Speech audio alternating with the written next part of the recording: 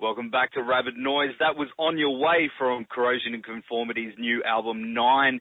And joining us on the program now is the one and only Mike Dean from Corrosion of Conformity. Welcome to the show, man. Thank you very much. Good to be here.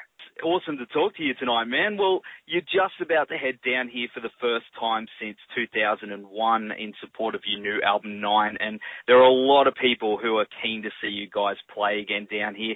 Are you excited about coming back down? Oh, very excited. I mean, I've actually been down to Australia twice in the last year and a half or so with Vista Chino, boys from Caius, playing bass for them. So it's just kind of been a dream recently to get COC back down there and play for that crowd. Awesome, man. Well, yeah. So you've been playing with Vista Chino. You did Soundwave, was that right? Did Soundwave, 2013, and we did this last big day out this year. That's right. Yeah, I was there. That was awesome, man. So, what are your memories of the first time? Well, back in 2001, the last time you were here with Corrosion of Conformity. That was with Pantera, wasn't it? What are your memories of that tour? Well, I mean, so they were playing, bigger places for Australia at the time, but these were older venues. I mean, a couple of them, in fact, were places that, the Beatles had performed at. They played, especially the places in Brisbane and Sydney. So it was kind of a strange thing. I don't know. That was a pretty wide open bunch of people there. Pepper Keenan, Rex Brown, Dimebag Darrell. But I just remember them going fishing and me waking up too late to get the boat. So I took the train out of Sydney to Katoomba, to the Blue Mountain, and walked around and walked for about an hour. And pretty soon I left all the Japanese tourists behind. I was just in this completely alien but natural landscape, very different from North Carolina, and that was that was interesting. Yeah, well, that's awesome going on and going for an adventure. Sometimes you got to do that. Go solo and check out the big wide world. But I got to say, man, you're lucky to play some of those venues that you did back then, like Festival Hall in Brisbane, as you said, where the Beatles and stuff like that. They've torn that down and built a high rise. I saw some of my first shows there, and I think it should have being kept where it was personally, because... Yeah, you had that feeling about it at the time, and do people recognize that, that this is historic, or is the dollar going to take precedence, as it often does? Yeah, it's a real bummer, man. It was such a great venue, too.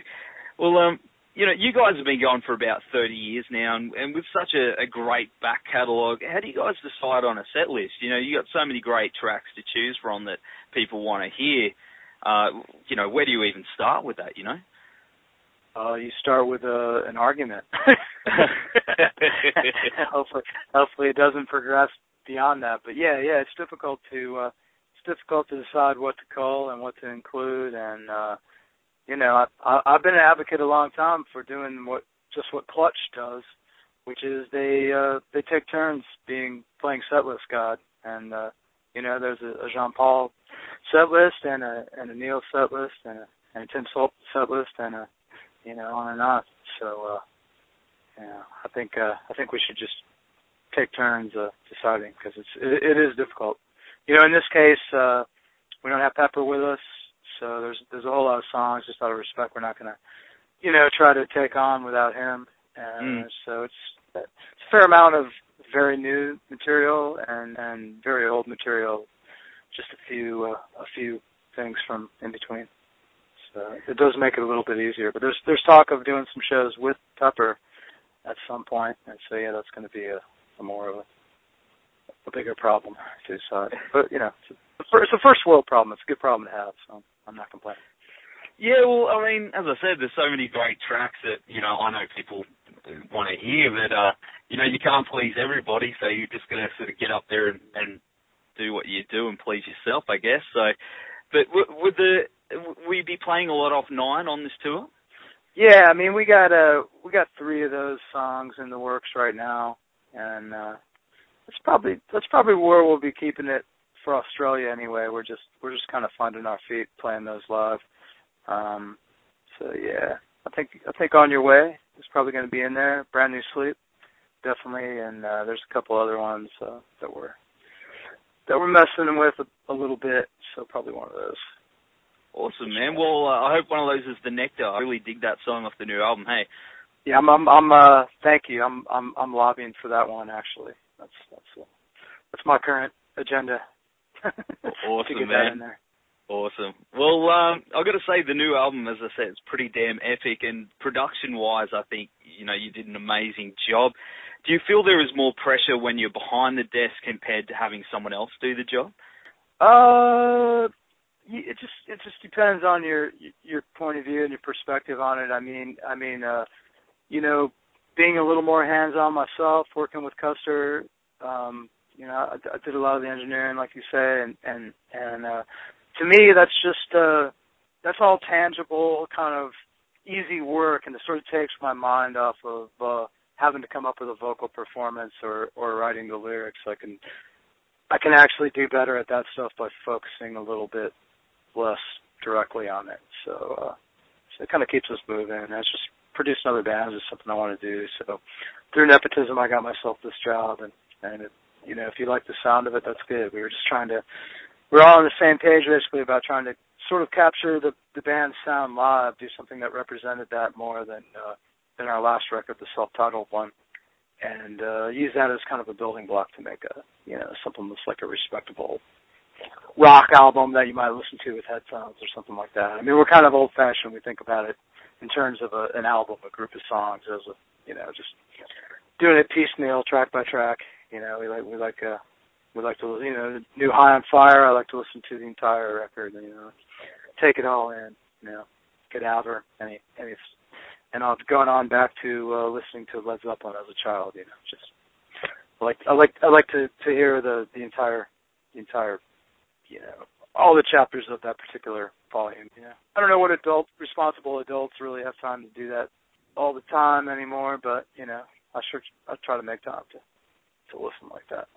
I think it's important, man. I really do, because there's a lot of stuff out there where it's just, digital. They push the singles, and there's so much more on the album. I believe bands have got more to say than just one song. So, I think you guys are doing a great job sticking with that spirit. It's definitely the album. It sounds raw and it's real and it's not over polished and plastic. It's as I said, real. That's what I love about the new album. Well, it's really easy. It's really easy to go too far with that stuff nowadays. I mean, it's really very convenient to overproduce your stuff and make it too perfect. And you can even take a group of competent musicians and overpolish it to the point where you kind of smell a rat, and it brings the performance into question. Because it's just so easy to do with a computer. So I mean, we're just trying to use the computer like a very dependable, convenient tape machine, basically, Use it, don't abuse it. Yeah.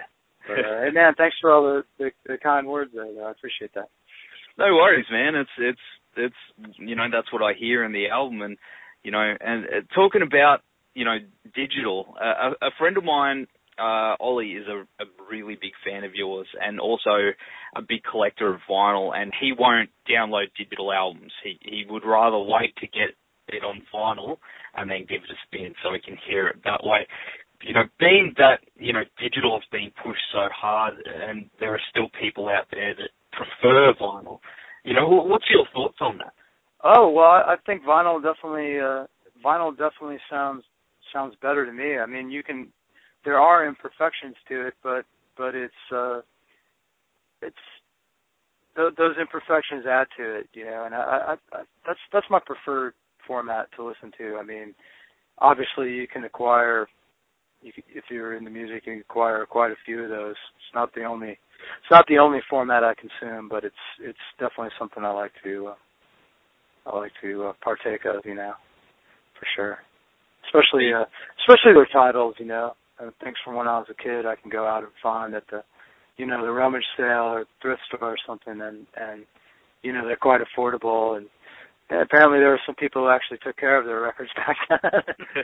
I like to find a copy of flex sabotage, and it has like the young lady's name who owned it when she was in the ninth grade in 1976, and in nice cursive writing, written with a ballpoint pen on the inside there of the gatefold, where they probably cleaned some very seedy cannabis on the cover there.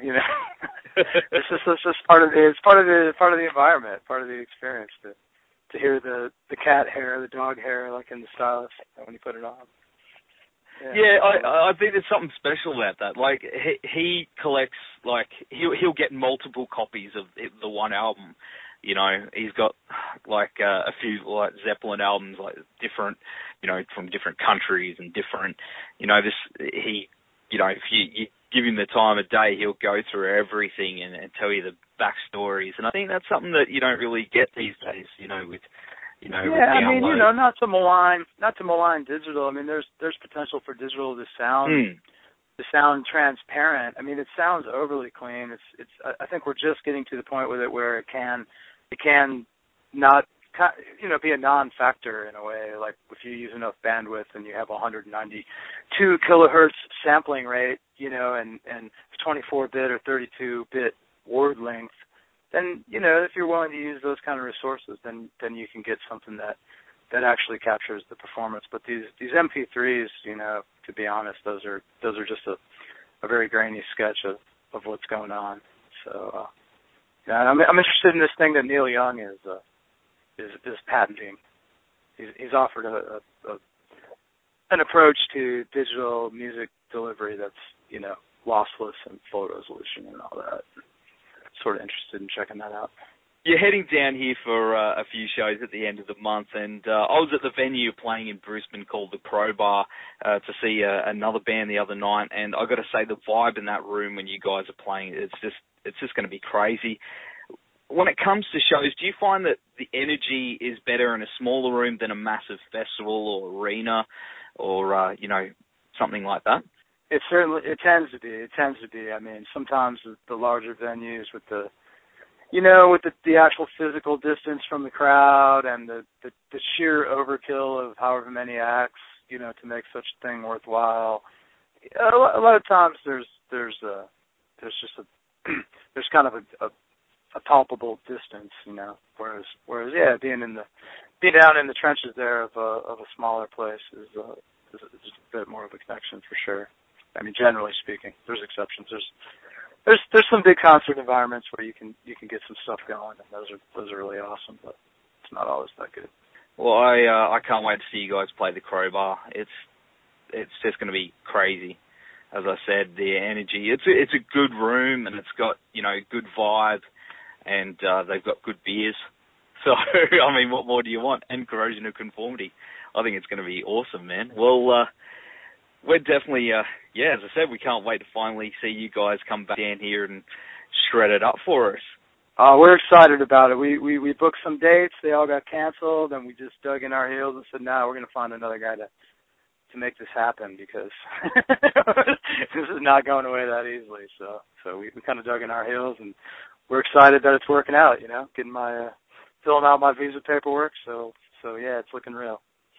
That's awesome, because I remember when it was on Facebook, the tour cancellation got posted, and everyone was like pretty bummed out. And then before we could blink an eye, it was back up again, and everyone was cheering. So thanks for coming back down. It's going to be awesome. We're going to go to the track, The Nectar, now. So thanks so much for hanging with us tonight, Mike, and we'll see you at the Crowbar on July 24th. Right on. You're very welcome. It's good talking to you. Rock on.